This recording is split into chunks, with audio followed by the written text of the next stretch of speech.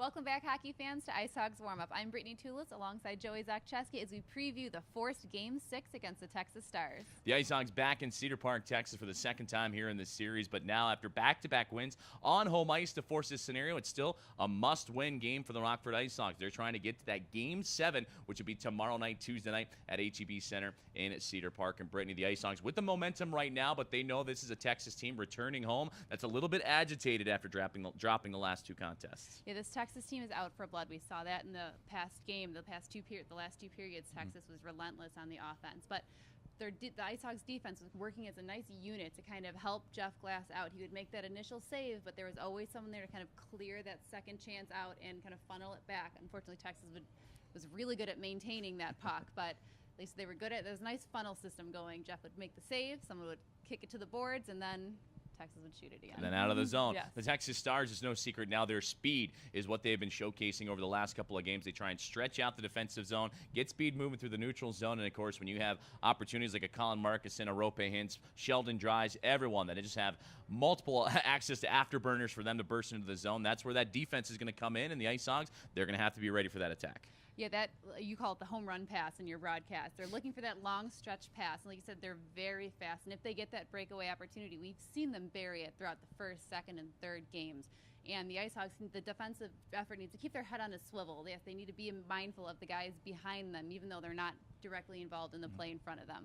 So for the Rockford IceHogs now going into game number 6, a couple of adjustments that we saw in that third period of game 5, and that's pretty much all on the defensive side of the puck. The IceHogs just 2 shots offensively in that third period, but not necessarily a bad thing because the IceHogs pretty much smothered everything Texas had to offer. Texas had the puck possession. They were forcing the play, but the Stars ran into a brick wall on the IceHog blue line, and I got a feeling we're going to see a lot of that here in game 6. Absolutely. And in that first period, that Cody Franson goal, that was such a great possession of the IceHogs. Like you said, Victor Svedberg had about 4 shots either on goal or just kind of around the net, kind of making that defense work and funnel like kind of the way the IceHogs were doing in that third period. But when it got to Cody Franson, everyone was tired. McKenna was kind of not disoriented, but you could see him kind of trying to find where the puck was, and then all of a sudden it was in the back of the net. So the IceHogs keep that offensive pressure throughout the entire game. I think Texas is going to have a very hard time with them. So it's going to be exciting to see who comes out on the defensive side, who gets their offensive chances, and of course, will the Rockford IceHogs be able to squeak away here tonight and force a Game 7 tomorrow night at HEB at Cedar Park? Brittany, I say we dive into the 3 keys. So for this first key is pressuring pucks. The IceHogs are known for kind of chipping the puck into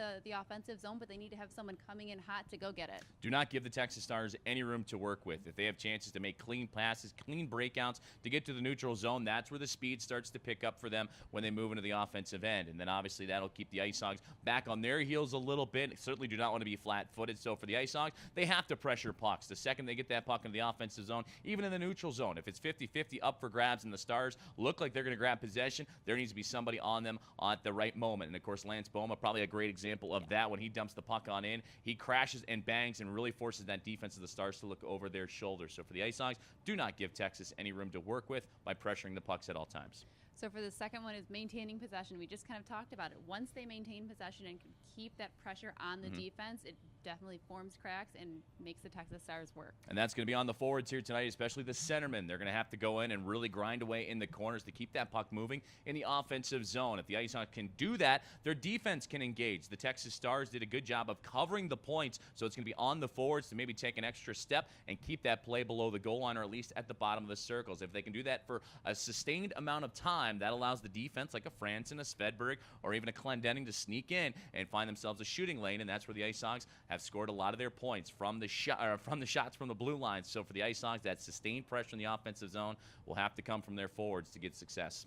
So for this third key is clean exits. The IceHogs, when they're exiting their zone, they cannot have those turnovers or kind of sloppy passes, so the Texas Stars will take advantage of those. So that's pretty much the counter of what we just talked about right there in terms of sustained offensive zone time and allowing the point men and the defensemen to come in, is that if the IceHogs cannot do that, the Stars able to cover the defense, well, they need to be ready. As Texas, we were talking about those stretch passes. They like to move it out in the neutral zone rather quickly. So if the IceHogs have defensive support like we saw in that third period, they pretty much went D to D and then put the pucks up the wall. And if any shots came, Glass would make the save, as you mentioned, and a quick clear going up the glass and on out to center ice. It has to be clean. It has to be direct. No secondary guessing. No initial hesitations. The IceHogs need to get that puck out of the zone, look for that first pass, and make it to turn the puck around the other direction. These IceHogs need to watch out for this opportunistic Texas offense. They are something that will use any little bit of momentum, like those little mistakes can shift momentum at any time. So the IceHogs need to lock it down in order to force that Game 7.